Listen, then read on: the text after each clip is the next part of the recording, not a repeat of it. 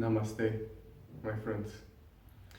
This will be a short video about my experience in the Osho Meditation Resort. So, where to start?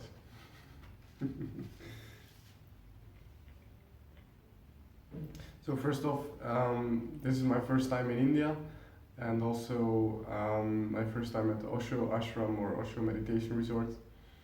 And the first day I arrived, I just was so overwhelmed by all the chaos and dirtiness in the city of Pune, where the ashram is located. And my system had to get used to that for like 5 or 6 days. So yeah, I'm also part of the program I did here in the Osho Ashram. Is called the Living In, so you get to follow a whole week the entire program. And let's see if I have the program here somewhere. Yes, program is quite packed, as you can see. So you start the morning with Osho dynamic meditation every morning, 6 o'clock. Don't know if you can read that, but the day always starts with Osho dynamic meditation, and it ends with a Kundalini, and then the evening meditation where you get to wear these white robes. As you can see now, I'm in a red robe. They're not that strict about it, but everybody inside kind of has to wear it. Other than that, it's not so crazy, you know. For example, for the dance event, they do like a little dance event every Friday, I think. You can just wear your normal clothing. Yeah, so the place itself really isn't perfect. So I really want to call this video kind of like a bit the truth about Osho Ashram. And as Osho said, truth is more important than being nice. So he said, like, honestly, don't be nice, be truthful. That's the official quote. And so I'll try to do my best, you know. And I think that this place is highly overpriced and leaning a bit too much on Osho's popularity or on Osho's brand. You must know this man died 30 years ago, so it's beautiful to see that his legend still lives on somehow. Yet, even though his spirit is still kind of hanging here and there, I don't think it's the same that it was 20 or 30 years ago, as a lot of people that are living here and have been coming here for years and 20, 30, 40 years have told me. So yeah, and you also see like the people are not really that much living anymore in a community or that super connected with each other. That was at least my experience the first days, like looking like, why are people not really making deep connections here, or are they not really hugging all the time? So I was a bit confused with that, and that's basically because this whole thing has kind of turned into a for-profit business nowadays. And if I'm correct, it has always kind of been a lot to do with, you know, expensive courses, and it was never cheap, this place. So yeah, I guess that's part of the Osho thing, you know. How the importance of money and how that plays, and I guess he can also be seen as a good example of how you can combine spirituality and money. So anyway, I have my notes here, so I'm sure I can say everything that's valuable for you. I'll start kind of summing up the negative things and then the positive things, because yeah, I think that makes it nice. Yeah, so there are a few things that are just really bothering when you come here, and that is the toxic air and the noise pollution from outside the city, which is huge, has kind of come into the domain, and sometimes you hear the taxis beeping. You might have heard him on this video, and that's just really annoying when you come to a place to meditate and be in silence and still have that humming, buzzing of the outside world, which is way more prevalent here in Pune, be present. So yeah. and the air really got on my throat the first 6 days. I mean, still a little bit. I really just had a sore throat the whole time of all these chemicals whirling around here. So that's really a downside. Um, then just some weird things like staying in this 5-star hotel and having the sink that is broken down, and teachers that are teaching about meditation, and then I see them smoking behind the restaurant. It's like, wait, what? That's not really conscious living, is it?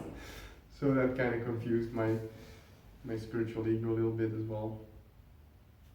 And yeah, let's see what else.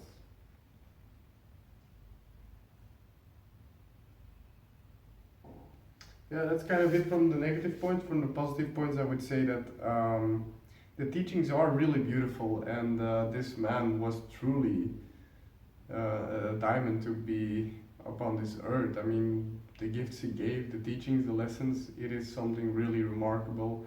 And I don't think a lot of spiritual teachings have such a holistic, strong approach to spirituality, where, you know, you might know or not know, but Osho talks about, you know, being Zorba and the Buddha. So really delving deep into life, being in the world, and being very present in the world. So that's really a beautiful combination of sides, whereas some more Buddhistic lineages might want to have you really be more in a cave or something, you know, really away from the world.